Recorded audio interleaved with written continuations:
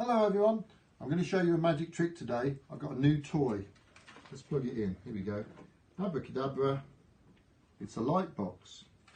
And I figured that if I got my drawing and placed it on the light box, then when I get the glass and put that on top, I've already made this, but anyway, there we are.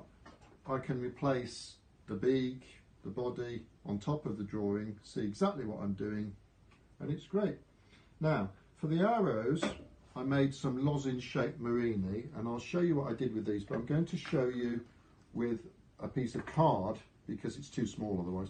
Basically, if we make this cut and this cut, there we are, look, right, I can now put these two pieces back together again, like so, to form a heart, you see?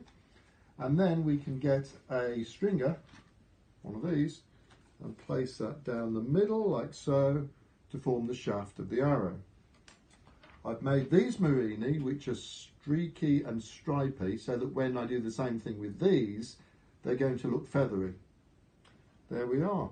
So it's all ready to go, and all I've got to do now is fire it, and hey presto, that'll be it.